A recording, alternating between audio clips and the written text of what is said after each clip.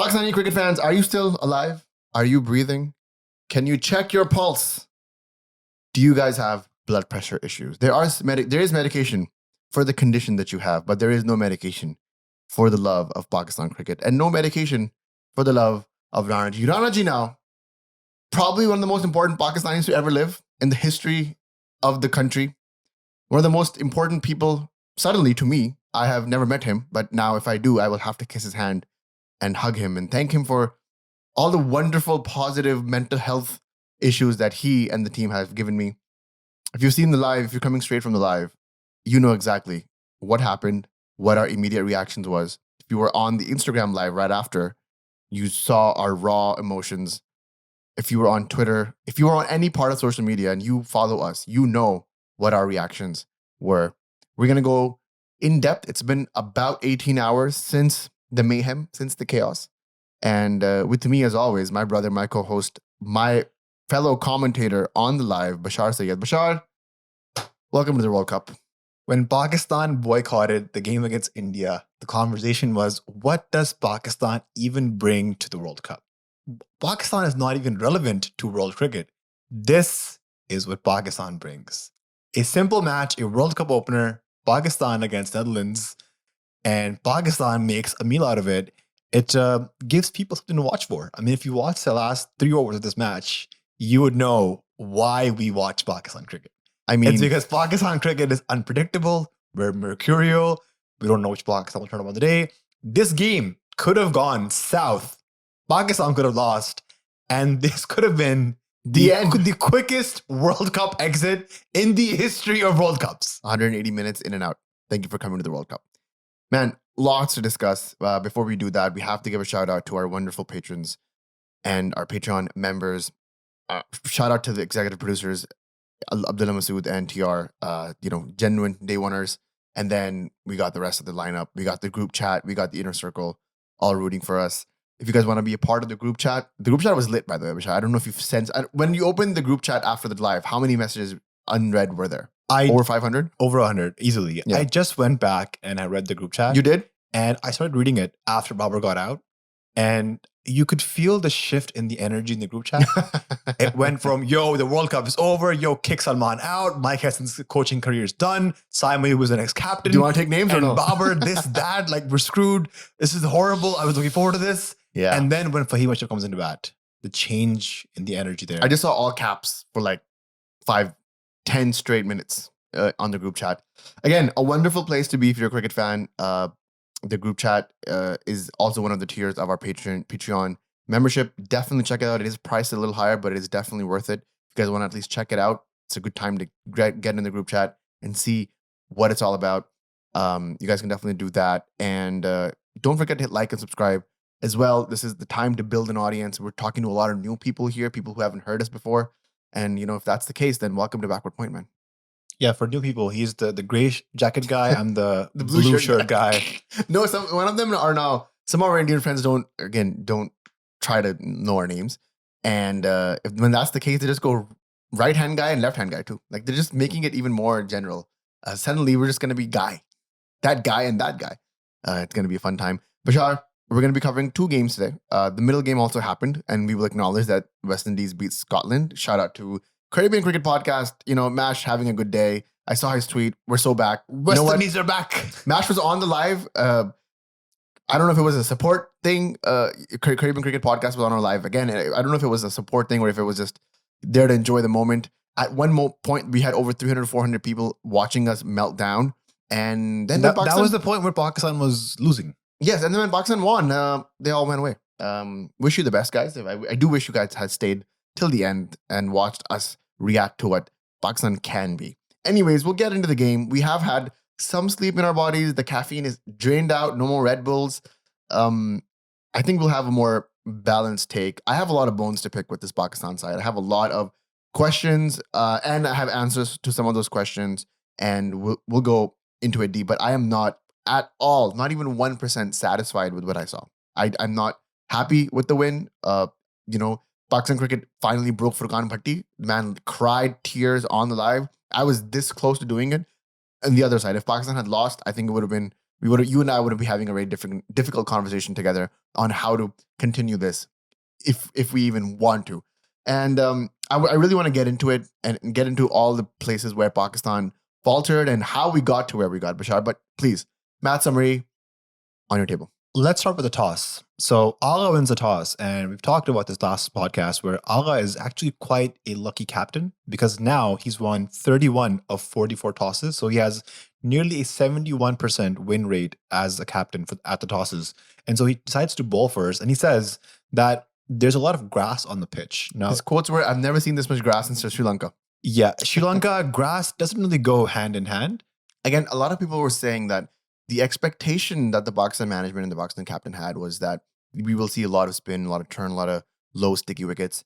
And I mean, a lot of the counter arguments that I was reading online was like, hey, the ICC is actually managing this tournament, and I don't think you're going to see 140 par. Why don't you name Saklai Mushtaq? Because Saklai Mushtaq said BCCI equals ICC, and that's why they weren't giving Pakistan spinning conditions. Okay, so I am not privy to this conversation, so I will not be assuming that I know that Saki said that. But if Saki said that, Saki has some great Pakistanis love conspiracy theorists. The last ODI World Cup, they were like, Shami has a chip in the ball.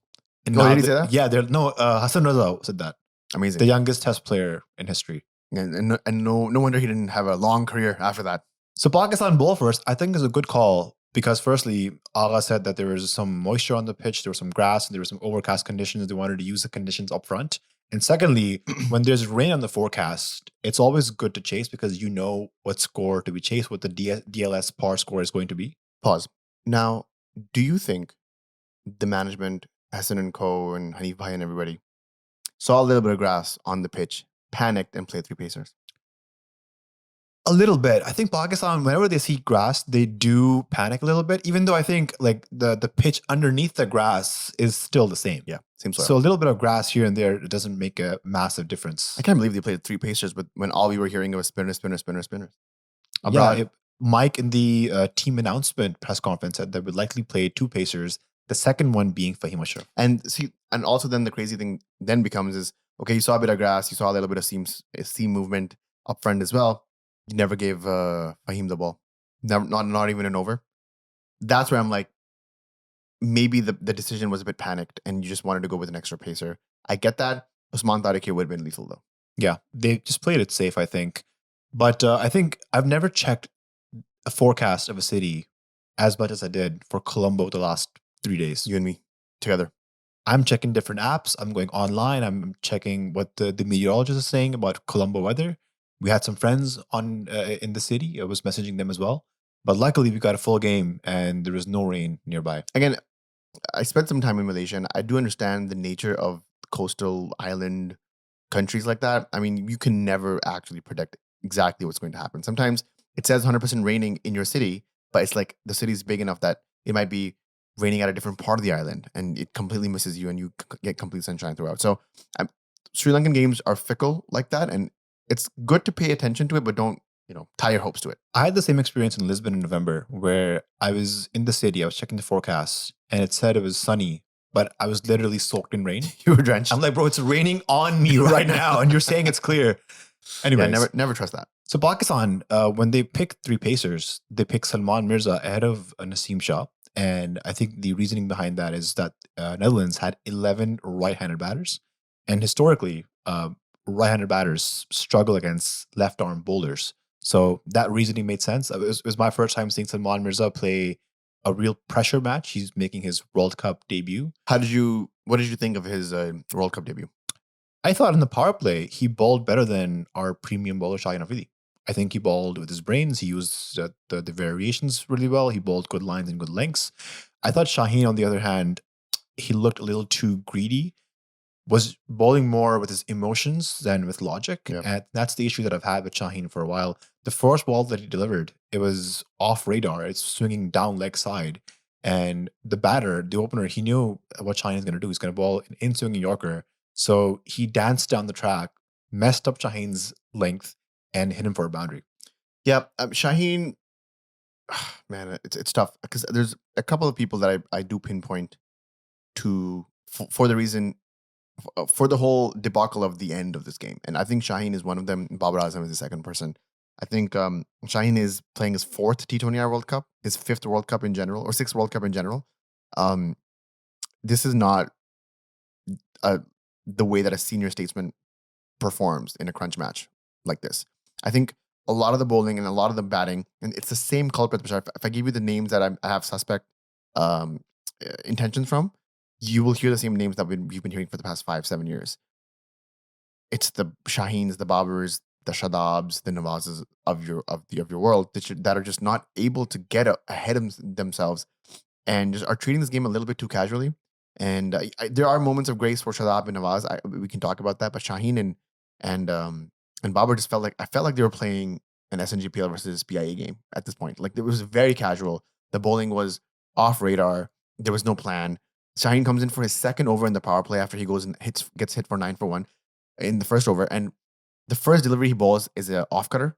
Like you have to set these deliveries up. You have to give them a really quick one and then throw them off with the off cutter. If you just come in and bowl a straight up off cutter, then that'll just be, the batsman is ready for any kind of variation at that point. And that next ball he bowled was an in-swing Yorker. Sort of like, how dare you hit me for a boundary? I'm going to bowl you a fast Yorker, get you bowled out.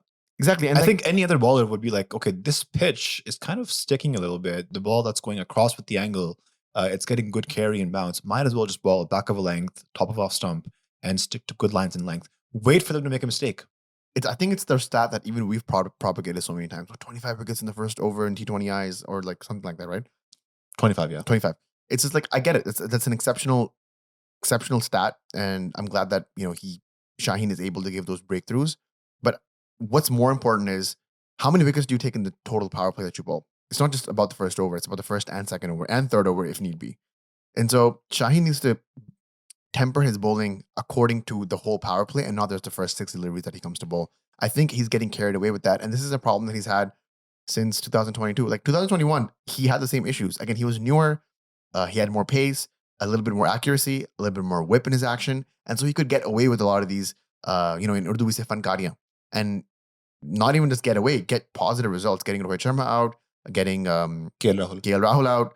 Like those are amazing stats and amazing achievements in the T20 World Cup in 2021. But that sort of same reflection is not cannot be control C, control V in this position, only because he's been playing cricket for so long and people know exactly what like Netherlands openers who may have been facing Shaheen for the first time knew exactly what he was going to do. They had the left leg cleared because they knew he was going to in-swing it in their arc, and he just went for it, levited. I think Shaheen needs plans A, B, C. Plan A is if it swings, you go full. If it does not swing, I'm going to pull the length back, ball good length on the stumps, or just challenge the outside edge. We're not seeing Shaheen use that plan B quite effectively. He went for 23 runs in his first 2 overs in the power play on the ground where 150, 160 was a par score, and Netherlands was already off to a flyer. If it wasn't for Salman Mirza getting that wicket, and we'll get to that catch that Usman Khan took, which was, I think, an incredible catch. We've been quite critical of Usman Khan and his keeping, his batting. We'll get to his batting, but his keeping, the catch he took today was basically in the middle of 4 fielders. Salman Mirza was there, Babar was there, I think Babar was there as well. And Usman Khan's like, yo, hold up, I'm going to go in. He takes the catch, dives for it, and gets back on the first breakthrough. Fielding in general, I think, was pretty good, except for that couple of Salman Mirza lapses on final leg or third man. Apart from that, we saw a relay catch between Shaheen and Babar. Who would have thought 2 years ago that we would be saying this sentence together? Babar proving himself to be one of the best long off fielders. Like he's just a guaranteed pick there. The ball gets skied there. You know that Babar's going to pouch that. Reverse cups it in a couple of different occasions as well against Australia. So I'm pretty much happy with the field positions. Even at backward point, Saim had an opportunity to hit a single stump from backward point, and he was like marginally close. Like they say the skin of your teeth. That's how close it was from hitting the bails. And those type of efforts, I really have to commend. So fielding in general, except for a few lapses here and there, and Salman Mirza is notorious. Salman Mirza and Naseem are notorious to be bad fielders. Even Abrar has gotten better, but they're still hiding him behind the stumps. Of course. And I know that Mike Hesson has said many times that fielding is one of the most important things to him when he's building an 11. But there are a few lapses here and there in that department. Yeah. Pakistan then bring on Mohammad Nawaz, which I thought was a decent move because left arm spin against right-handed batsman, that's also a good matchup. And that's when we saw the relay catch that you mentioned. Really good awareness by Babar, also Shaheen, to just come towards the boundary. And if there is a chance of a relay, to get that. Never thought I'd see Pakistan actually execute successfully a catch like that. shout out to the fielders. Like, I mean, there is definitely some field work been done to these guys that they have that wherewithal that, hey, Babar is like, I'm definitely overrunning this delivery, but if I can catch it and throw it back before I step in, there might be a chance for somebody else long on to come in. And just like having those two run together, like it was just a very good coordinated, communicated execution. And props to them like that. We'll give them their flowers when they need it. Netherlands were 50 for 2 in the power play. In my opinion, when I saw that, I was like, that's a bit too high. That's a bit too high. About 8 to 10 runs too high. Like they kept losing wickets, but they weren't stopping the run scoring. They were still hitting at least one boundary and over, getting singles and doubles. And what was impressive for me was the way they were playing spin. And there was a segment by the ICC where they were showing the sheer amount of sweep shots that Netherlands was playing. And I think if you compare their sweep shots versus our sweep shots, they probably played way more sweep shots than we did. I don't think we played a sweep shot. I think Farhan hit a slog sweep, but I don't think you can consider that to be a sweep shot. Yeah, actually, you might actually be right. I'm trying to think if anybody else did play anything square of the wicket. I think you're wrong. You're right. We didn't. Aga's probably the only one who actually plays a sweep shot successfully and goes for the maximum for that. And he was only there for 8 deliveries, so I don't think anybody properly executed it. I feel like Pakistan's. We'll talk about it when we talk about Pakistan's chase, but they were just looking at hitting it down the ground in the V, and in front of square. So when you do that, you got to hit for power, and then we can talk about how that leads to issues. In the seventh, or was it the 8th over where Abrar gets a wicket? And what was hilarious is, and we were told after this because we were on the live stream, that Waqar Yunus was on the comms, and Waqar Yunus says, Abrar Haq is a wicket taker. And so he said Abrar Ahmed is Abrar Haq. I mean, this is classic Vicky. Classic Vaz and Vicky. And, if it was either one of them saying that, I would have been like, yep, that makes complete sense. You know what's funny? This is where I think the Pakistan meme game is absolutely crazy. Within minutes of Vicky Bhai saying that, there are memes already on Twitter and Instagram just rolling with Abrar like singing to Nach Padamar, Nach Padamar. And they memed Abrar Ahmed's face on it. Like, this is like, we're too quick. We're too quick. Vicky Bhai is too good. Even if this is a mental lapse, give more to me. But you know what, Uruj, you can never expect this from Uruj. Uruj is just too classy for this. And so the 4 Pakistani commentators in this World Cup are Ramiz Raja, Wasim Akram, Waqar Yunus, and Basil Khan. Ramiz Raja, who made an extremely rude and patronizing comment to the losing captain Scott Edwards in the post-match presentation ceremony, saying, thank you for making it entertaining. Like, oh, that's all you're here to do, is to give us a fun match. And I'm like, these guys are here to win. Like, in their heads, Netherlands has 100% opportunity to win this World Cup. I don't know, like a little bit of professionalism, a little bit less sarcasm from these guys, and you could actually get pretty good amounts of commentary, but that's tough. Netherlands was actually on a pretty good run, and up until the 15th over, they were around 127 for 4. And at that point, their projected score was around 160, 170 if they had gone to bat like around 8 or 9 and over. And that could have been a total that Pakistan would have really struggled to chase. It was likely that they lost about 6 wickets for 20 runs. They had a collapse. They were bowled out for not even like the 20 overs they played. Yep. This is again coming back to great bowling and great captaincy from Agha near the last 10 overs. Now, this is interesting. So they had 2 water breaks in this match. I think this is going to be the case in the entire tournament. 2 water breaks at 6 overs and at 14 overs. That kind of divides the innings to 1/3, 1/3, 1/3. And that's where you saw Hessen come in or send a message in. And I think right after that 10 over mark is where I felt like Agha started like really putting in the squeeze, getting in your bowlers to really lock in. And that's also where I saw Shaheen lock in. He gave 5 runs away in his 3rd over with a wicket as well, 4 dots in that over. And so the genius masterstroke, in my opinion, during the middle end of the innings was Saman Agha bringing in Saim Ayub. The number 1 all-rounder hadn't balled an over until the 17th over of the match. Yes, again, this is, I feel like Agha at this point was like, oh, we kind of misread the pitch. And even though it is a bit grassy, it's still the same Sri Lankan pitch that we know of. I want to see what Saim can do here. If he gives me a wicket here for 10 runs or 8 runs, he can really damage the momentum. You know what he does? He comes in, he gives you 2 wickets for 7. At that point, we were talking, should Saim ball another over? Yes, we were genuinely talking about that. And Saim Ayub, the man that he is, proven again with the bat and the ball in the field, just an all-round performance, really coming into his own in the past couple of weeks, past couple of months, I would say. And I love this Saim Ayub that we were promised. His arrival is here. I think Agha has seen what Saim can do again on a bigger stage. This is the latest I believe Saim has ever bowled in a T20 match, and this just proves that Saim is, we're talking about three-dimensional bowlers, three-phase bowlers. He can come in and give you a couple of overs anywhere. He might get hit, he might get whipped, or he might come in and give you 2 for 7 in 1 over.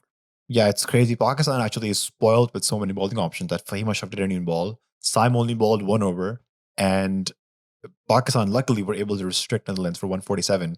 This could have been a lot uglier if they had scored even 10 or 15 more runs, they were on track to scoring. I think I want to give a shout out to Salman Mirza, who was quite impressive on his World Cup debut. His fielding does need a lot of help because there was a shot on Shadab's bowling. It went to short third. He sort of overran it. It went for a boundary. And this is not the first time I've seen him do a fielding lapse. There was a game in Lahore where he was also at like short fine leg, and the ball went between his legs. Nutmeg. And he's also dropped catches. So his fielding is definitely a liability. He needs to work a lot harder on that because at this level, you can't afford to drop a catch or have a misfield in a crunch situation. And what I've noticed is when you're having a bad field day, the ball just follows you. This was a rule that our coach told us back when we were playing cricket in school, is like when you have a bad field day, you cannot hide a bad fielder anywhere in the field because the ball will find him again and again and again many times. And this is what happened to him in this field. Again, I feel like the lads were not ready. I feel like they were rusty. Everybody was a bit casual. Everybody was just a bit, just like, walking in, lounging in the field. Couple of instances of Farhan not diving for the ball. Did you see that? I did see that. I didn't notice it. I think it was a Babar or Shadab's delivery where he was a little bit worried, upset, I would say, at lack of effort from the fielding. Let's talk about Shadab now that I've mentioned him. 4 for 26, no wickets. He was the one who kind of had that mishap happen to him by Salman Mirza, where he goes for 4, and then there's a single also stolen. So, a little bit unlucky there. Also, Shadab drops a catch onto his own bowling. Honestly, I actually rate Shadab to catch those like 9 out of 10 times. So it's really insane that he was able to drop that. That's a dolly for Shadab standards. I agree. And it was, apart from that, I think if you add those mistakes in, if things go a little bit in his favor, I think Shadab bowled pretty well. I agree with you. I think because we watched his spell by ball, there wasn't a lot of bad balls. No. Maybe a little too full sometimes. Sometimes, yeah. The Shadab that we saw the past couple of years where he's bowling short stuff, he's bowling wide, he's bowling full tosses. We didn't see that Shadab in this match. I think we saw a lot more control. His googlies were landing in the right area, which was like right outside of off stump, a little bit on good length. So the ball turns in, gets the batter the opportunity to go for the back foot and maybe hits him on the pad or bowls him or even just cramps him up for space. So I was just really happy with the way that Shadab bowled in this. I mean, he went wicketless, but if he gives me that average, that economy, and gets me a couple of wickets, I think he'll be lethal. It wasn't Nawaz's day because he went for 38 in his 4 overs. First couple of overs, though. He did take a couple of wickets, but I think he was bowling a little, like at least 2 bad balls in his overs. Like they were going down leg side or they were going too much on the offside. And that's where Netherlands was like really using the sweep shot. And I feel like Nawaz, as good of a bowler that he is, should have realized that the more that he's drifting towards middle leg, the more that he's being exposed to that fine leg, square leg fielding position. And I feel like, again, casual, lethargic, lazy, whatever word you want to put in, from our main bowlers. I'm talking about the Shaheens and Nawazes of the world, where they know that if the opposition is any opposition, doesn't have to be Netherlands, but any opposition, when they get you at like that, there always has to be a counterpoint. And I feel like they just were like, why should I use the counterpoint? It's Netherlands in front of me. And that kind of almost came to bite them. We have learned nothing from Zimbabwe and USA, by the way. Nothing. And the fans have learned too much. Pakistan, on their pursuit of 148, were off to a good start. Credits to Saim Ayub, who looked to finally come out and show the world what talent that he has. He was a total flop in the last T20 World Cup. He was a flop in the Asia Cup. And now he was coming here in this T20 World Cup. As a more seasoned player, he's played around 60 matches in T20 I's. Second ball he faced, went for 6 down mid a long on. Talk about intent, talk about impact, talk about Pakistan trying to play more aggressively in the power play. I think Mike hasn't mentioned that. He didn't want Babar to open because he doesn't think he can maximize the power play. So instead, he thinks Saim and Farhan are those guys who can take advantage of that fielding restriction. Again, Saim, Farhan, Agha, all three have locked in. And that's the truth of the matter. Like we used to have a top 3 issue, and now we have a 4 or 5 issue. And the good thing about that statement is that the top 3 issue is now resolved with Saim, Agha, and Farhan basically doing what they want to do coming in, scoring over 10 and over, making sure that the power play is above par. 60, 63. We used to be happy with 42 for 1, 42 for 2, 48 for 1 on a good day. And now we're hitting those 60, 55 plus marks regularly. And that literally makes a difference between a 160 target and 180 target near the end. The average power play score when Rizbar were opening was 42 runs. Yes, thank you very much. And now these guys have been maybe losing a little bit more wickets, but they're at least impacting. Their impact in the first 6 overs is higher. 63 for 2 in the power play for Pakistan, chasing 148 on the trot. I was about to close the stream and walk away. I was like, this is over. This is done. We might be out of here by 3:30 a.m. You know, do some tweeting, do some Instagramming, be in bed by 4. You know what time I slept, Bashar? 6:05 a.m. Me too. Fajr. Me too, buddy. Like, this is not sustainable. What did you think of Saim's dismissal? He looked really good. He came down the track to Van Beek, and we saw him using his feet for the first time against Australia in the last series, and now he's doing that more often, which is turning out to be quite effective to him because it really helps take the ball off of his length. And they have to ball to Saim's plans then. So yep, I think he was looking like $1 million firstly. 4 fours and a 6, I believe, was the final count for him. And he just like throwing. The crazy thing about form is that a lot of the shots that he played yesterday were the same shots that he was getting out on in the Asia Cup. You know, that check shot, that check cover shot over point. He got caught there against India. The cover drive, he got caught in bold against, I believe, India or Bangladesh, one of the ducks that he had. And so this form is just like 1 to 2% difference in style and mindset, and suddenly those deliveries are going over the fielder's head and between the gaps and giving you boundaries and giving you just a rapid start. I think he was looking great. I really wish he had continued that form on. Maybe a 25, 20 ball 50 would have really helped not only propel Pakistan to a better and stronger win, but given him confidence as well. And I think he was on the book for player of the match. But Ranaji, and actually Pakistan had other ideas, including Ranaji. But the thing that pissed me off about Saim's wicket is that the spinner is bowling into your arc and turning it away because he was an off spinner, traditional off spinner. And instead of going down the ground or hitting him down back over the bowler's head, he went across trying to hit him towards mid wicket and long on. He went no look. Yeah, and I think if he just played a little bit more traditionally in that moment, I'm pretty sure that the 4 was on the shot was on, and he would have probably capitalized, gotten a 4, if not a 6. From that moment, and really would have pushed himself from 24 to 30 off 12, and we would have seen maybe even a bigger launch pad for Pakistan. But those things are little slight adjustments, and I'm pretty sure as the tournament progresses, Saim is going to be a wonderful, wonderful addition. That's the question, man. Would you rather take Saim's 13 ball 24 in the power play, or would you rather him score a 35 ball 50? Somebody said that in live chat. They positioned us as, would you take, like you said, the 13 ball 24 from Saim Ayub, or would you take a 50 ball 70 from Saim Ayub? And I think I said I'll take the shorter cameo because I do know Pakistan has enough firepower at 3 and then 6, 7, 8 that can really capitalize and keep things moving forward. My stance is that if Saim is coming into bat, he's getting set, he's scoring that 24 off 13 balls, like now is the time to capitalize and just score a big total. I agree. But Saim has been repeatedly struggling to convert his starts into big innings. And I understand his role is to make an impact and get Pakistan off to a good start. But if you're set, might as well make it into big innings. Not for personal milestones, but just to make sure that you're making best use of your form. I also think like the contrast of that is seeing Farhan. Farhan does that. Like he starts really quick and then he goes for those big scores. But he starts at 200, 190 strike rate. And by the time he's hitting those milestones, he's at 150 strike rate. So there is a moment between, when he's like, he was 15, he was 30 off 15, and then he hit 47 off 31.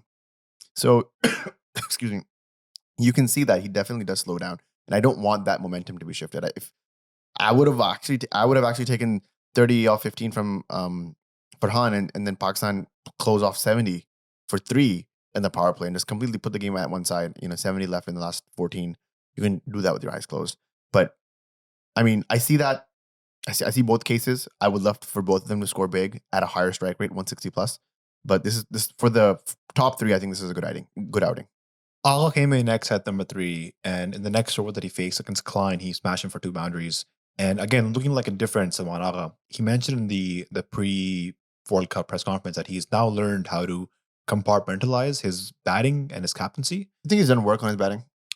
He mentioned he has. He said that he worked on it for the month that he had off, where everybody else was playing leagues and he was in Pakistan. He was working at the NCA with coaches, just working on new shots, on the mental aspect of his game.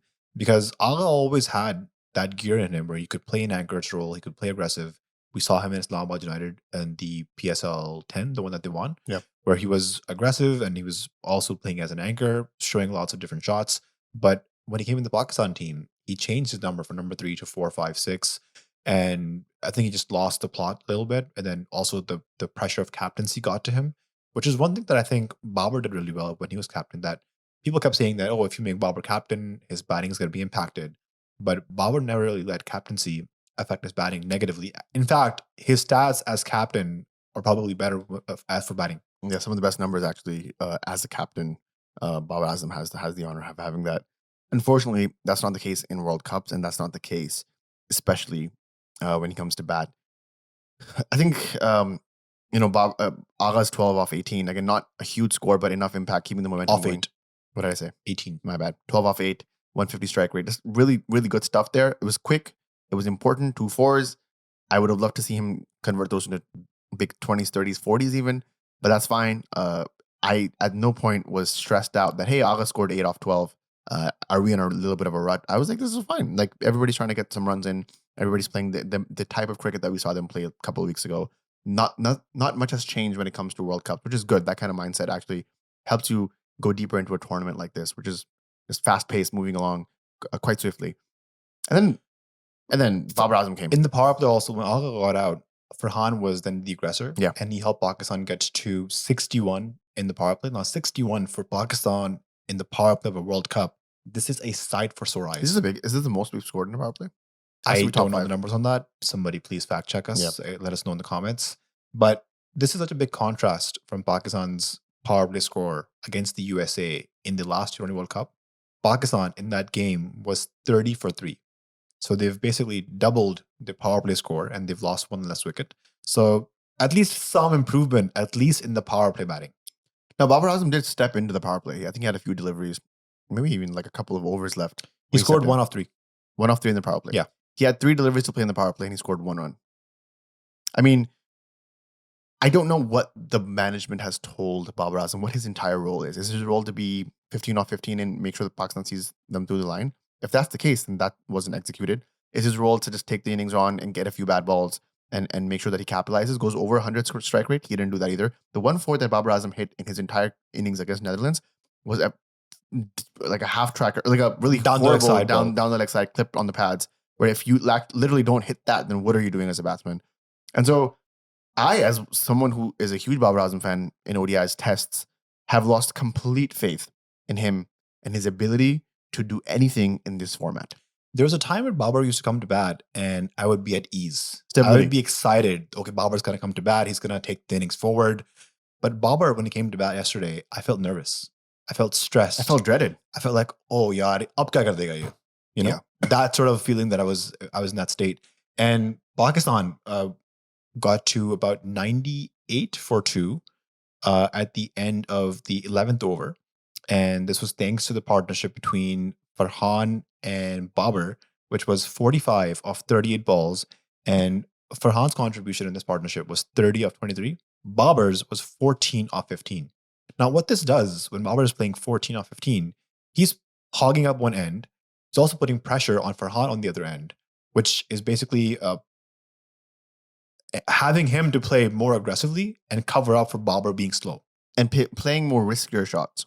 There's a difference between aggression and risk. And there's calculated risk and uncalculated risk. When the other side is being completely dried up for runs, you start taking uncalculated risks because you are just desperate for runs, a quick start, making sure that you don't get behind the cue ball when it comes to runs required and runs that are being scored at an over rate. I don't understand the strategy from Babar Azam in this whole entire thing. I think this is where the downfall of this inning started, is where Babar Azam steps in, 1 for 3 in the power play, and then just an innings that goes absolutely nowhere. I've seen these types of innings from Babar many times. If you remember when he was in New Zealand, he had a very similar innings like this.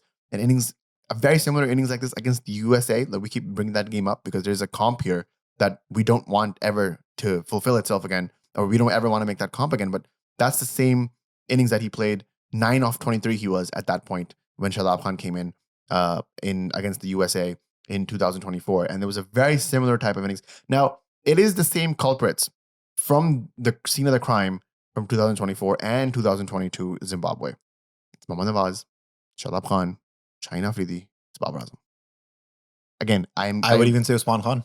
Usman Khan as well. Yes, it's the same people that are putting you in similar situations where there's just a mental block. Like you could see, again, I'm jumping the gun a little bit here, but you could see Mohammad Nawaz 13 off 6, I believe he was, where he just could not get back to ball, and I believe he just found himself back in the MCG or Sydney Cricket Ground in 2022 against Zimbabwe.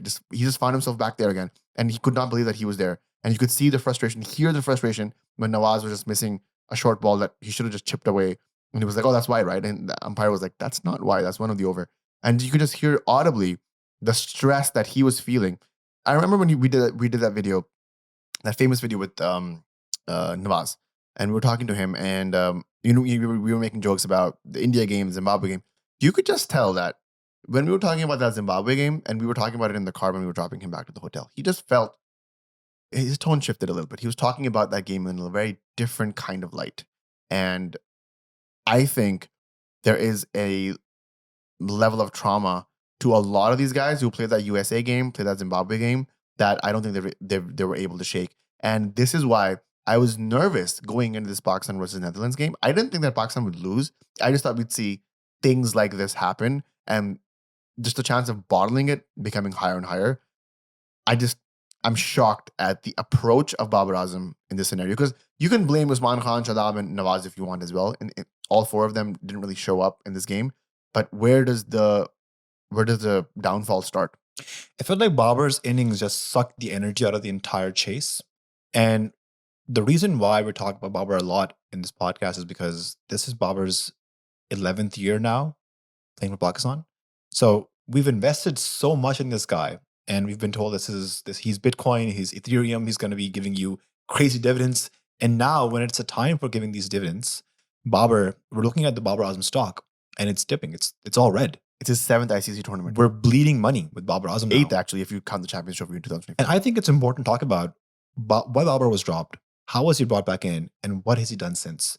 Babar was dropped when Agha became the captain, and Mike Hesson in the Bangladesh home series press conference said that we've dropped Babar because we've asked him to work on his strike rate and his game against spin, and unless he improves on those things, he's not going to come back in the Pakistan team. Now, post-Asia Cup, we see Babar magically come in the Pakistan team. And you know what's interesting? Babar played no T20 games between that press conference and his comeback. So there's no evidence of Babar going back into domestic, playing any leagues, any matches in T20s to improve his strike rate or improve his game against spin. The only evidence is Babar and like, yeah, I worked on it. I did my homework, and the teacher's like, well, I don't want to see it. I trust you. Come back. You could write this exam. It's a little bit disingenuous from the management. And the reason why he was brought back was because in the Asia Cup, Pakistan had multiple batting collapses. And so they were like, if we get Babar at number 3, number 4, at least he could hold one end and ensure that we can get guys who can play quickly around him to get to that 160, 150 par scores, which is going to be the scores you'll get in Sri Lanka. So that was Babar's rules definition. Again, when we saw this target, Bashar, the first thing that we said, the chat said, everybody in the group chat said, was this is tailor-made for Babar Azam. He's going to finish this in like the 17th, 18th over, probably like a 40 ball 50 for Babar Azam, just easing himself into a win. Should boost his confidence and make himself more aggressive towards the middle and back end of the tournament. We said the same exact thing when Pakistan was chasing 120 off 120 against India. Absolutely. We were like 120 off 120, run a ball, wrist bar, this is tailor-made. Yep. Please go out there, finish the match. So is this not about skills anymore? Is this more about the mental side of the game? Babar had a horrible Big Bash. Nobody is talking enough about that, where he made a record of having the lowest strike rate for any top order batsman who had scored 200 runs. Yeah. Horrible. And not even just the runs he scored, but his behavior off the pitch. When Steve Smith denied him a single, Babar got offended. Yeah. His reaction it's on record. And there was also a statement by Moises Henriquez where he said that it took Babar a couple of days to get over that. And he mentioned that it's a difference in culture. In Australia, the team's more important. whatever is needed for the team to win, they will do that. And Steve Smith denying him a single. Babar, if he had that positive outlook, he would have been like, yep, let me prove you wrong. Next match, I'm going to improve my game. I'm going to score at a better strike rate. But Babar instead took the other route. He took that very negatively, personally. And it's just a lack of evolution, man. I don't know what exactly. I think it's the straw that broke the camel's back. I have a slight aside on the denying the single situation. I want to take you back to the amazing 2021 T20 World Cup where Pakistan was playing Afghanistan. Asif Ali comes into bat, and it was the last over of the, what is this, 18th over or the 17th over. It was the last ball of the 17th over. Shadab punches it towards square leg, and Asif Ali says no. And the next over, he hits Zadran, I believe. Who's the Jannat, Kareem Jannat. He hits Kareem Jannat for 4 sixes. So there is precedence of somebody having that aura farming and going out there. Same thing with Steve Smith in that. I don't have to remind anybody, but Steve Smith denying Babar that single, hits 32 in the next over. Bro, we've been saying on the podcast, Babar, improve your game, improve your strike rate. We've been saying for 2 years now. Have some sweep shots, play some reverse shots, improve your six-hitting ability. But I feel like Babar at this point is just stubborn. I don't know if he's trying to improve. If he is making an effort, why is he not coming off in matches? Against Australia, this last series, he got out playing a reverse sweep against Sampa. And that's one of the worst reverse sweeps I've ever seen. So it's like he's working on his game, but when the shot's not ready, he's then playing them in matches. And that's not working out for him. I think the problem, I mean, we've done many an hour on Babar Azam and what's going on with him. He's not able to differentiate signal from the noise. I know there's a lot of people chirping in his ear for a lot of stuff. And, talking about Babar Azam gets views, clicks. Talking positively about him gets a certain types of views. Talking negatively about him gets a certain type of views. Being moderate gets, like, there's a spectrum when it comes to Babar Azam and the discourse around him. I think we've been on both spectrums now. Yeah, we've been on both spectrums. 3 years. I mean, people think we hate Babar Azam, but I'm a genuine fan. I think he's one of the great batsmen of Pakistan. And I just don't think he should play this format anymore until he improves his game. And he hasn't improved his game, and I don't think he should play this format. Like, it's not rocket science. I still think T20, I still think tests and ODIs, he's a lock. Like, there's no way. I would even say just ODIs. Okay, fair enough. But you can translate that game into a test. That's a whole different conversation. I want to have that right now. But the point that I wanted to make was there's a lot of people talking at him, and the problem with him is he's listening to everything. And so what happens is when Steve Smith denies you a single, you don't think about this nature of the game. You take that personally because you're like, oh, I have these 1 million people already telling me that I can't hit, and now my own teammate is losing confidence in me.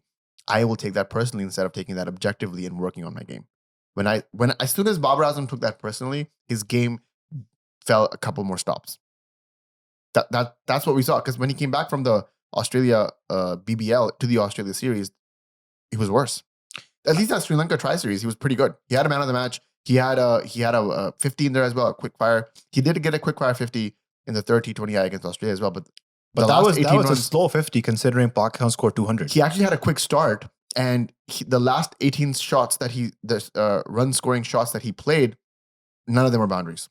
No, I was looking at Pakistan's T20 batting history, and I was thinking about who is a batsman who has really evolved his game or improved his game. And I could only think of one name. That was Mohammad Hafiz. Yes, Mohammad Hafiz, the last 2 or 3 years of his career, really went in the nets. He improved his range hitting. He played golf a lot more, which helped with his bat swing. And we saw Hafiz as a different batter in the last half of his career. He was such an important person in making sure that Pakistan crossed that 300 mark in the Champions Trophy final.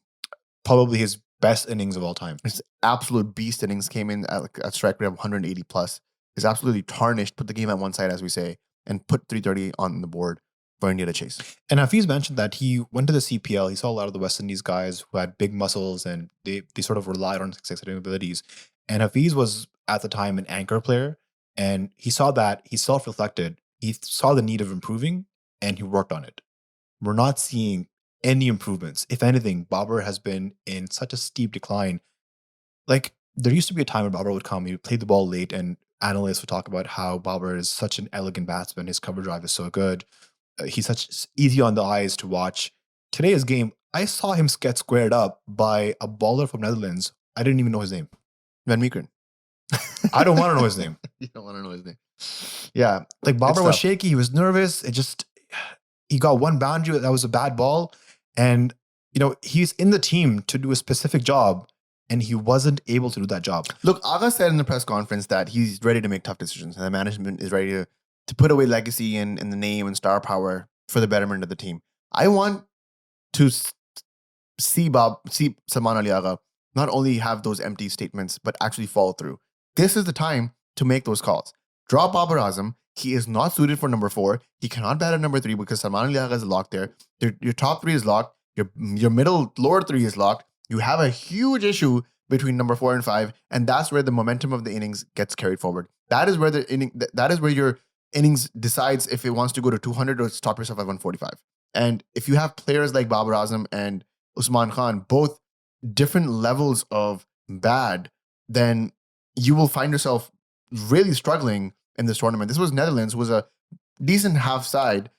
When it comes to games against India, if you play that game, or in the Super 8, when you make it over, the sides will not give you any sniff to come back in a game like this. You will not get innings like the one that we saw from Ranaji again and again and again. Those are freak innings. Even Abdul Razak was able to do it once or twice in his life.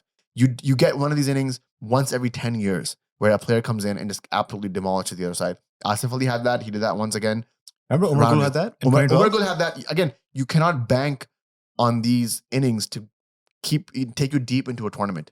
And even in that tournament, Pakistan went to the semifinals, could not pass Sri Lanka. And I just don't want Pakistan to make those same mistakes.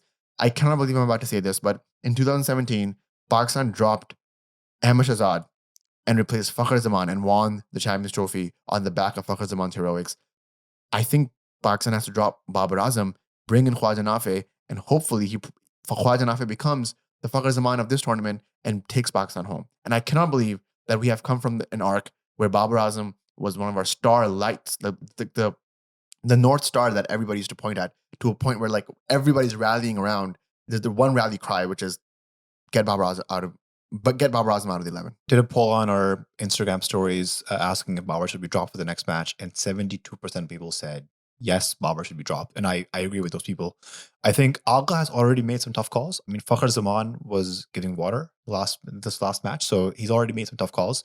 And I wouldn't be surprised if they do bench Babar the next game. I think it's important for the ego of Babar Azam that he comes in wearing a yellow bib in the middle of the ground, giving water and supporting his team from the outside. Exactly how Fakhar Naseem did it this match. They did it without Shaheen. Babar, by the way, we talked about this. He's never been dropped. Never been dropped. He's always been released from the squad. Never seen him in a yellow bib. Sydney Sixers sent back Babar Azam before dropping him because he was called up to Pakistan's white ball camp. So important. Aqib Javid released him from the squad against England in the Test series when they dropped him. So this is important for character development. You're not playing a bilateral. This is not a tri-series in the UAE. This is a ICC World Cup. Now is the time to make some tough calls. And if Babar Azam is a weakling, if he's a liability in the middle order, drop him.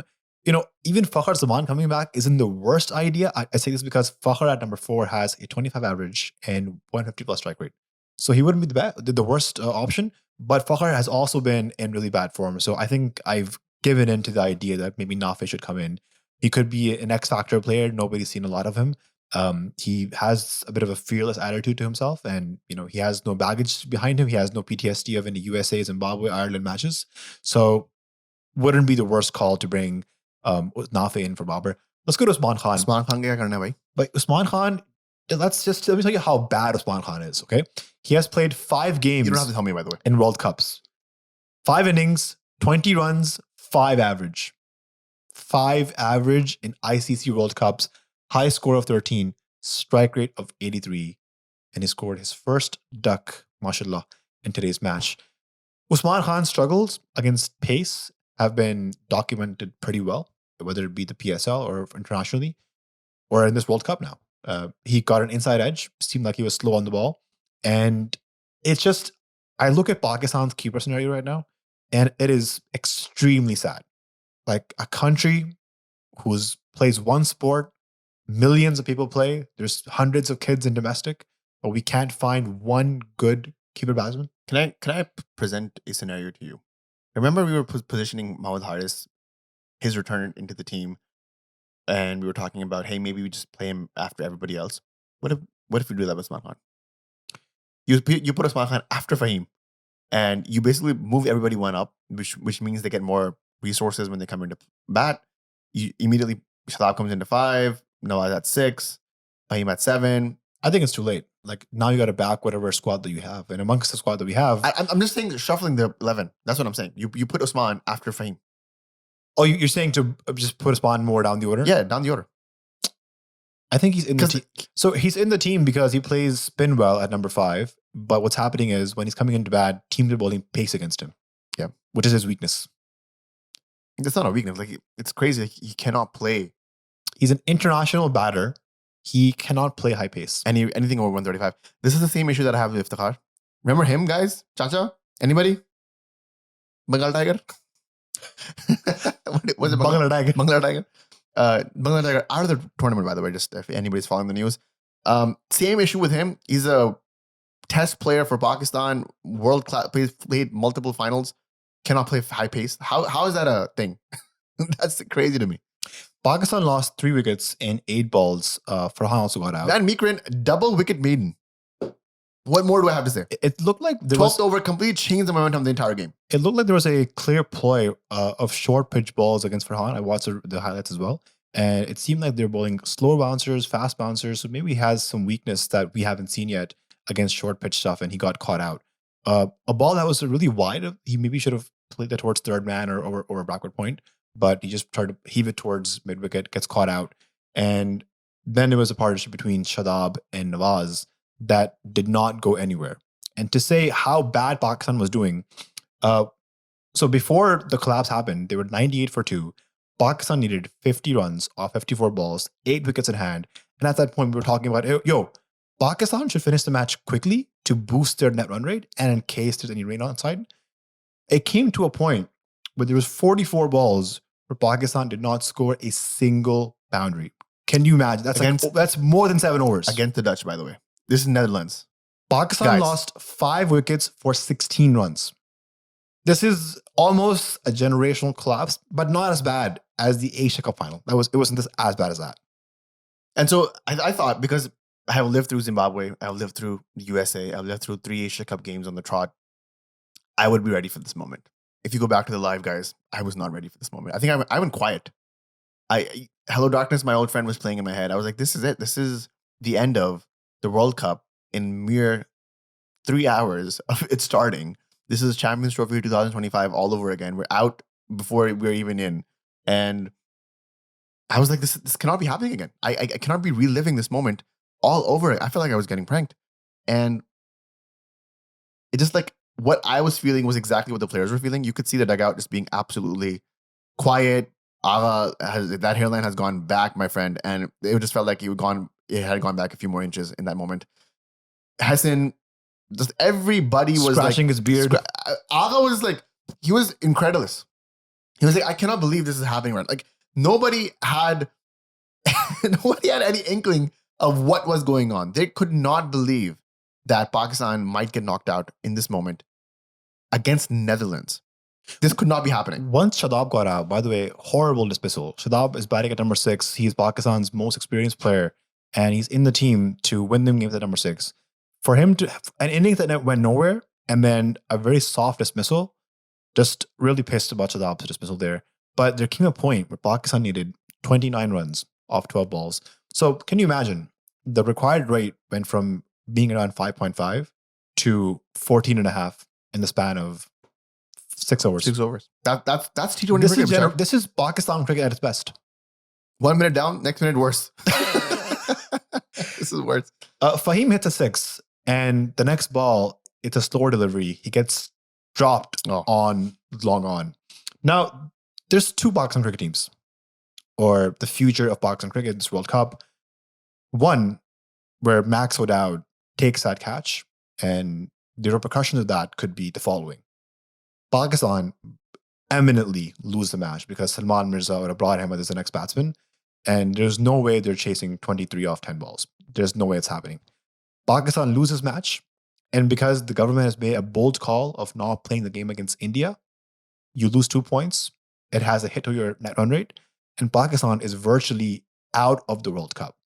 So much planning, so much strategy, hashtag Salmike era, and all of that down the drain within a span of 8 bad overs you play. Yeah. And then the other side of that is what happened actually, which is insane. The ball goes up in the air, Max out underneath, and just pockets. Sorry, not pockets. Just drops a dolly. Like what else can I say? It hit his hand, it hit his palm, it hit his noggin, and it hit the ground. And for some reason, the other Kyle Klein pulls a hamstring or a calf, and he was not even on the field. He was not the one feeling that delivery. He goes out. Like a lot was happening in that moment. Rana runs 2, and then another 6, another 6, another 4. And then at that moment, I was just like, I did not know how high strung, how tensed I was until I went back and saw the reactions of myself. I don't remember that happening. I was just like letting the game happen to me at that moment. I personally felt like I was paralyzed. You were holding your own. I don't know how you were walking and talking through those like 6-8 deliveries. I could not just.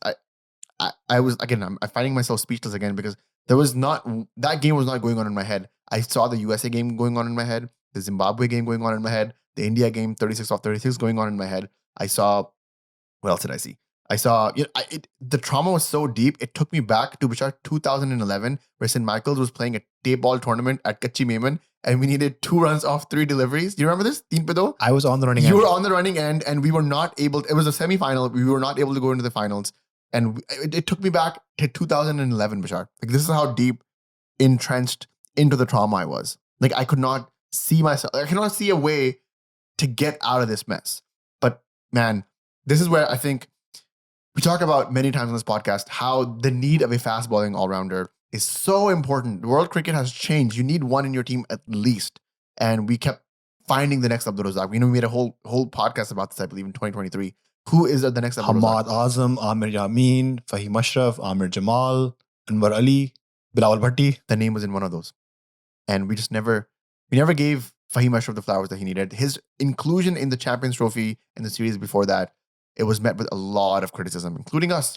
We were on record saying we don't like the way that Faheem Ashraf entered. We heard rumors about a certain phone call being made. Cannot confirm nor deny. There was some political influence involved. We don't know if that's the case, but we heard that, and that again left a bad taste in our mouth. Everything's wrong. Everything has been proven wrong. Faheem Ashraf, without him, there is no World Cup 2026 for Pakistan. There is no campaign. Can you imagine, or can you believe the fact that this was Faheem Ashraf's debut match in a World Cup? First game Faheem Ashraf has ever played in the World Cup. This man has played. His debut is 2017. Yeah, that's what I was going to say. He played the Champions Trophy. He was in the squad in the Champions Trophy. So 21 World Cup, 22, 24. Faheem Ashraf has 23. No, I'm talking about T20 World Cups. Only T20, it's okay. Faheem Ashraf has missed 3 T20 World Cups. Why? Who was the captain? How was Faheem Ashraf overlooked? I think every player needs to be managed in a specific fashion. And what you heard about Faheem Ashraf is that he's a confidence guy. You've got to really boost his confidence. You've got to stroke his ego. And that's when Faheem performed at his best. And I think this management has figured out how to get the best out of Faheem Ashraf. I have been Faheem's biggest critic on this podcast. And my criticism was more around the fact that, yes, his bowling is good. He's doing decently. But his stats as a batsman before his comeback last year, he was averaging 12 with the bat. His strike rate 125, 129. I'm like, bro, this is horrible for a fast bowling all-rounder. You can't even be a fast bowling all-rounder because your batting stats aren't decent enough. But since his comeback, he's averaging around 16 and his strike rate is 150-ish. So he's really improved and he hasn't played many deliveries in the last year or so. But whenever he has come to bat, he's made an impact. And I just think he adds a lot of balance to our team. There was a lot of questions yesterday in the live that, oh, why is Faheem playing? Why do we need him? I just think Faheem, if somebody is having a bad day with the ball, Faheem can come in and bowl the overs. If somebody, and as a batting unit, you fail, Faheem can do what he did yesterday. Faheem can finish the match off. He can give you batting depth. That extra cushion that batters know that if there is a collapse, Faheem is there to save us. Let me get you some stats in so we can better give some context on the Faheem resurgence era. Last year, he played 28 matches, 21 innings he batted in, 5 not outs, 224 runs, struck at an average of 14, which is not the best, but a strike rate of 141, right? Now, coming to this year, he's played 5 matches, he's batted 3 times, 2 not outs, 48 runs he scored, high score of 29, which was the last game, 48 average, strike rate of 266. Impact. That's what he's coming in, facing 5 to 7 deliveries max. This game he faced 11, and he's just completely keeping that momentum and taking that into the next innings. Not only that, big match, big player game, clutch player. CLUTCH, clutch. The man on my right would agree. You know Rest in what? You peace, know what's Kobe. crazy? Let me just tell you this. Comes in, has not bowled anything, I believe, in the Asia Cup that is meaningful. Bowls the second over of the Asia Cup final, gets Abhishek Sharma out. Comes back in the power play. I think he bowled 3 in the power play. Gets Shubman Gill out.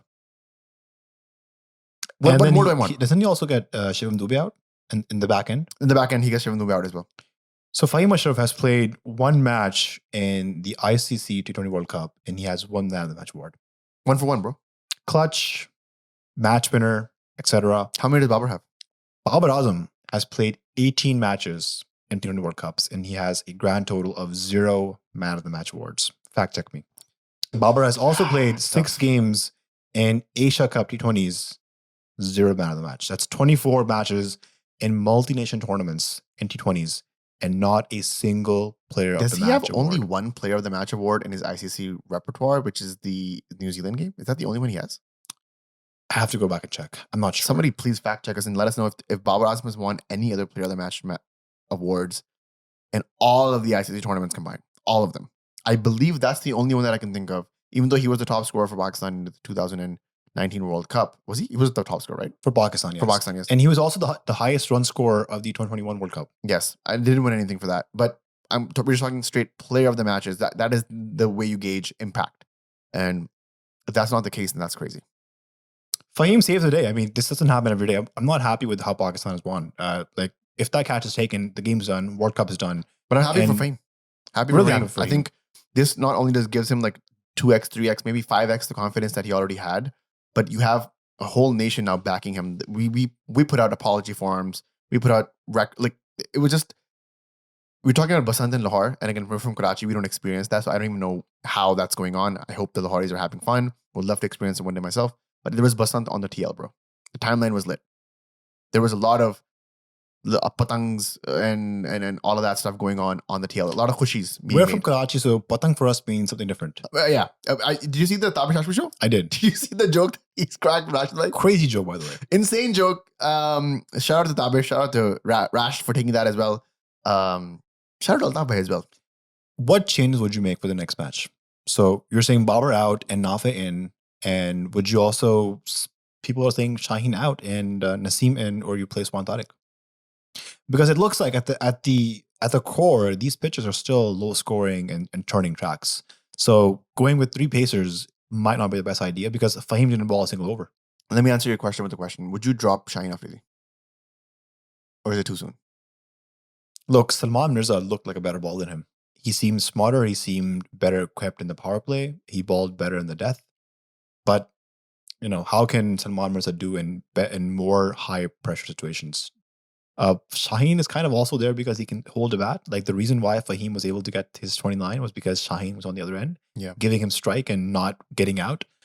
I would give Shaheen another shot. Yeah. One more game against the US. But if you do have to then play 3 pacers, who do you bench? Then you have to bench Salman Mirza. Yeah.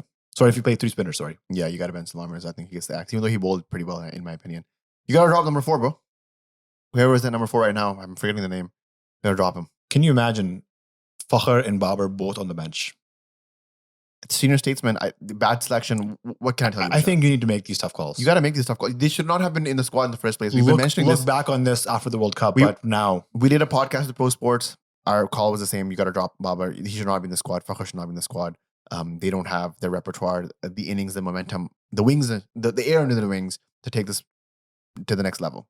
That was not a criticism on them. That was just our take, and that they should probably look at someone new. If they made the tough call to drop Haris Rauf and Mohammad Rizwan, then Fakhr Zaman and Babar Azam were right there to be dropped. They should have made those strong calls. You had Shadab Khan there, you had Nawaz there, you had Faheem there, you had Shaheen there, that were the older statesmen taking the lead and basically pushing this into a new generation. You should have dropped these 2. You should have put in 2 new batsmen in. Mohammad Haris would have probably given you that Usman Khan situation, remedy for that. And then maybe Hassan Nawaz if he's mentally fit or not. I don't know. I'm hearing conflicting news. Somebody else that goes into that number 4 or 5 spot and just is a lock. What would you say to a Babar Azam fan boy who's saying, but Nazar Bhai, Babar is playing at 4. He's been an opener or number 3. Now you're putting him at number 4, which is not his batting position. And no wonder he's struggling. Then he's only played number 4 in the last series against Australia and now in the World Cup. If it was communicated to him very plainly that, hey, Babar Azam, if you come back in the team, you're going to play at number 4, he shouldn't have come back in the team.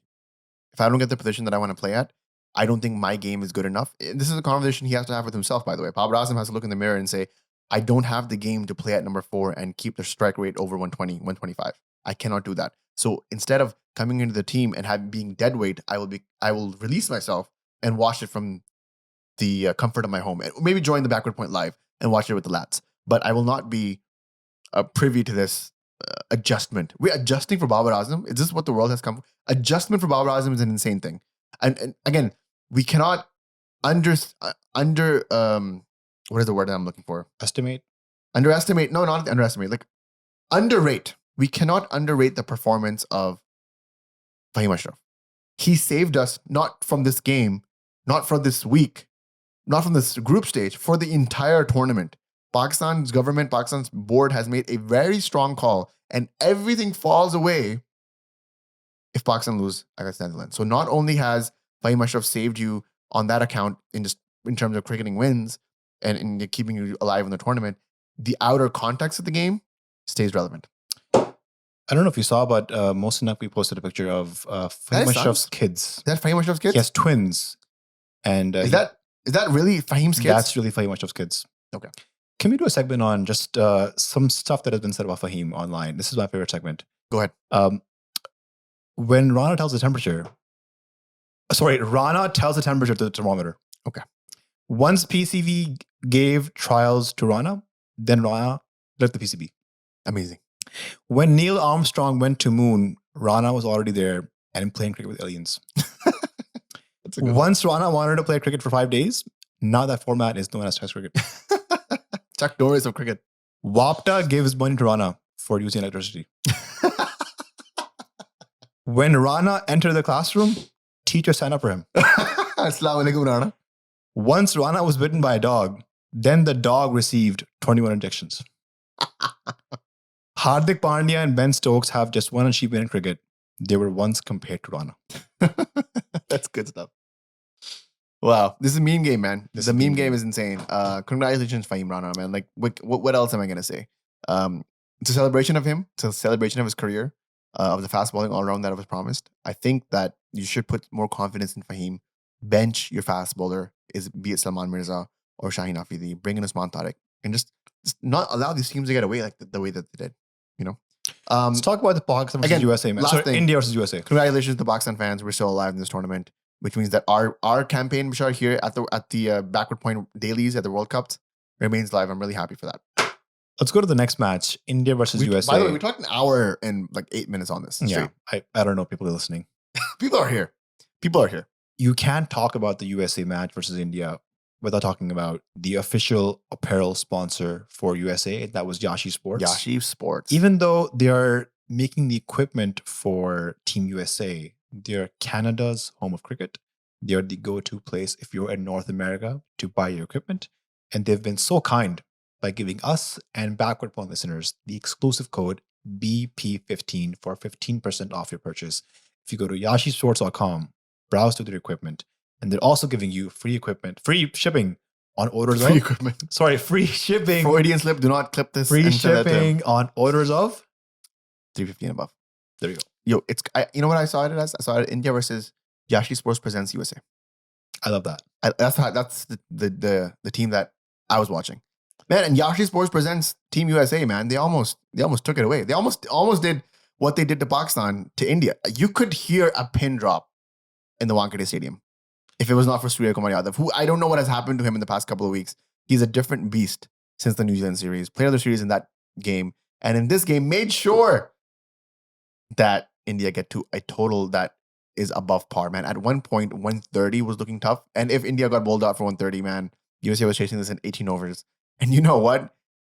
I think some teams would have enjoyed the walkover on Sunday. They were like, I will take it. To summarize today's game of cricket, you can say that drop catches save South Asian teams. 100%. Max O'Dowd drops Faheem Ashraf and he finishes the match. Team USA drops so many catches. They make so many fumbles. I mean, Kishan gets dropped. Sky gets dropped, cotton ball. The ball literally goes inside the bowler's hand and it pops out. Pops up. What is Sky, what sort of prayers is he making? He's emanating aura. That's all it is. I think Wankhede is his home stadium, right? He's From from Mumbai. Mumbai Indians. He's from Mumbai. No, he's also from Mumbai, I believe. Like originally from Mumbai.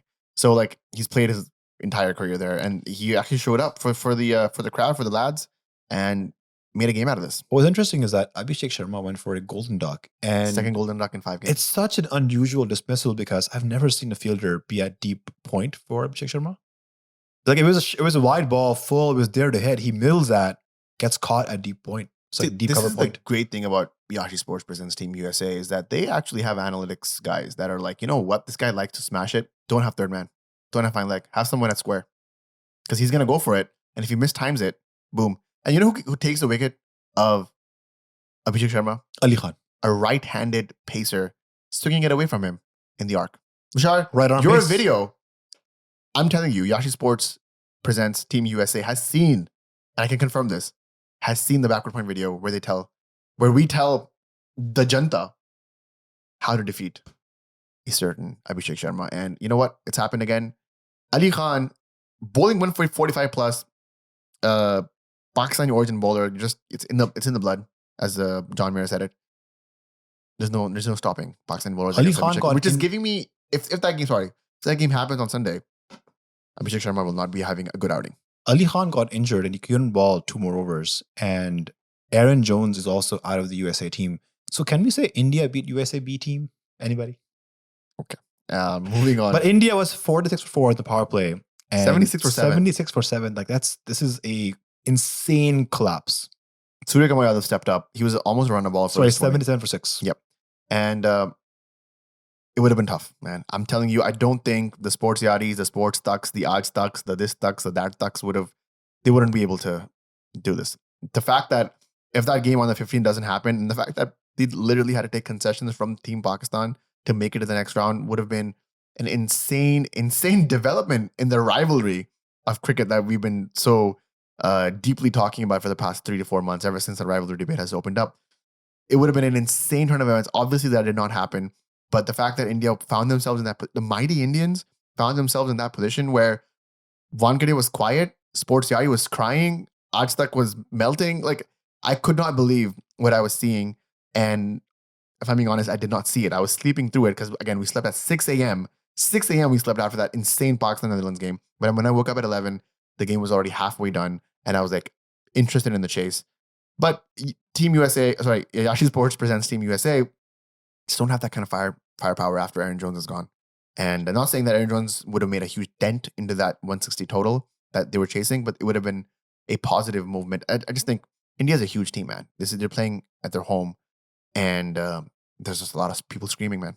It's a tough. lot of credits to Surya Kumar Yadav. I mean, he was in horrible form the last 1 year. A lot of eyeballs on him and criticism on his batting as when he's been captain for India. But today to come out and play the innings that he did, like he was looking like the old Sky that you see in the IPL or who used to play for India a couple of years ago. He's playing all around the crease, hitting shots, manipulating the fielding positions. And if it wasn't for him, India was out for like 120, 130. What's interesting is a lot of, like we mentioned, Pakistan origin players playing for the Team USA. Rinku Singh was dismissed by Pakistan Under-19's team member, Mohammad Mohsin. Did they shake hands after the match? I did not see, but I'm assuming so. I mean, if you have dual passport, does that not even make... That's the same thing, right? How do they get the visas? Yo, I was going to say this, like, who's the hell is issuing the Mohammad Mohsin and Ali Khan visas, man? Why don't we get visas? What do we got to do? We should also ask Saad Zafar how he got the visa. He's in Gujarat today. Is he? He was practicing at the Narendra Modi Stadium. Ahmedabad? Yeah. Shout out to Modi. That's a crazy thing to say. Shout out to Modi. Interesting. That's all I'm going to say. A lot of there's, I think, a Pakistani bowler in the Scottish team as well that was playing in India. And Sufyan Sharif, yes. A few, obviously, like, Pakistan is one of the great exports of immigrants in the world. And a lot of good cricketers have played for different countries as well. And so you might find a lot of those around, just a little bit. An interesting little development there when it comes to who's from where and why. Sky just went ballistic the last, I want to say, 5 or 6 overs of the match. And he particularly took Saurabh Netravalkar to the cleaners. 65 and 4 he gave. Wild. Good batting from Sky. Bad bowling from Team USA. Yeah. But where do you even ball to Sky when he's when he's playing so good? But he was doing a lot of he was moving, shuffling a lot. He was trying to angle the fine leg, square leg boundary. My beef with that situation, because I was watching it and I wanted to see what fielders were placed. No define leg. I'm not saying that because a lot of the shots went for 6 anyways, but you at least challenge the batsman in some sort of way that he may think twice to even attack that. Maybe he'd go inside out. Maybe he'd do something different. But Surab Natharavalkar kept bowling him in the arc. Nothing, no change of pace, no short balls, just in the arc, hoping that it swings back or swings away. And this guy was too good, man. Just a horrible day for Swarup because everybody else is sort of under the 8 economy, Yeah. and it's only him who's gone for twice that 16.25 economy there. Yeah, tough. When tough USA outing. came to bat, India just took them in the power play. They were 3 down, and Bumrah was on the bench. So India's still protecting Bumrah and managing his workload. Was he in the 11 or just didn't play today? He's in the squad, but he's on the bench, not playing. Okay. And I think Harshit Dhwan is also injured. So Siraj comes in for a run. Siraj 48 hours ago did not know he was going to play the World Cup. And Comes here in he and was. He almost actually caught a blinder on short third. I saw this. He was parallel on the ground and nearly caught it. Amazing catch. Would have been a great catch if he did that, and then the relay catch we saw earlier in the day. This would have been a great fielding operation from the lads. USA batters, they scrapped to 132. There were some impressive knocks by Sanjay Krishnamurthy. We saw him play for the Unicorns in the MLC, and he seemed to have some potential. So hopefully games like this and games against Pakistan and Netherlands will give them more exposure and they'll get better as a team. Speaking of Sanjay Krishnamurthy, you know who I saw? He was on a podcast with Grace Hayden. You know Grace Hayden's doing a podcast for Willow TV. Do you know this? I know this. Don't even get me started. Okay. Well, anyways, I saw him on there. A lot of Canadian players were Look on at my face and look at Grace Hayden's face. There's a reason why they're going to hire her over us. Grace is doing good for the ICC digital stuff. But I saw that podcast with Sanjay Krishnamurthy as well. And I think our face is made for podcasting, especially for listening, not for viewing. Someone said and Grace is made for viewing. I have a face for radio. Face for radio. That's us. Backward Point Podcast. Good outing. I think all the teams that were supposed to win won, with a little bit of a hiccup here and there. But, 2 points in the back for India, 2 points in the back for Pakistan. The next game for Pakistan is against the USA on Tuesday. We will not be going live for that game. I am traveling during that time. And I don't think Bashar has the kahunas to pull that off alone. And so we will probably be following and doing a post-match later in the day after that game. When is India's next game? Do you know? Who are they playing next? Netherlands? Can we do a fact check on that? We can find out. India's playing Namibia on Thursday. So Tuesday is Pakistan, USA, India, Namibia on Thursday, and then the game on Sunday is India against Pakistan. India against nobody. Okay, India against ghosts. But they still have to travel to Sri Lanka. They gotta do everything. Yes. They gotta be there for the toss. It has to be for the toss. So will the toss have 1 presenter or 2 presenters? Because in the Asia Cup final we had Ravi Shastri and Vakar Yunus. It's a very good question, and to which an answer will not be given to you right now. Who's going to be the match referee? The toss. Andy Pycroft, I believe, I've heard from Mr. Jay Shah, correspondent of Backward Point, that Andy Pycroft has been reinstated just for vibes. How do you deal with the skill meter thing that they kept showing? That's interesting. How do you calculate that metric? Is what I want to know. Yeah, it's so interesting. I'd love to see the skill metric on someone like a Virat Kohli or a Bumrah. What was Babar's skill meter? I don't remember seeing that. I don't remember seeing that. I remember the skill meters on the Dutch players was just like 50s and 60s. I'm like, this is so mean. That's embarrassing. Like Bastille is like a decent bowler. Like he's pretty good and he can hold a bat. I don't know. I wonder how they made those metrics. Like what was the vibes? Yeah, it's vibes. I do want to give props to the Star Sports. I believe Star Sports is producing this, right? With the help of the ICC. Great production. They had this graphic where Usman Khan was running and they showed like the worm, how fast he ran, how long he ran, how far he ran, like all that stuff. I'm always into like little stats pieces here and there. More of that, please. Right? Anyways, thank you guys for tuning in. We talked for like an hour and 20 minutes. I was not expecting this podcast to be this long, but here we are. I appreciate you guys tuning in to all of it. Shout out to West Indies. If you guys want to know what happened to that game, you guys can check out the Caribbean Cricket Podcast. A friend of ours, alumni of the podcast as well, Mash, doing some good work there. And we'll see you guys, I guess tomorrow. We'll do a quick roundup about what's happening because it's the World Cup dailies, baby. We're here. We're there. We're everywhere. Go behind.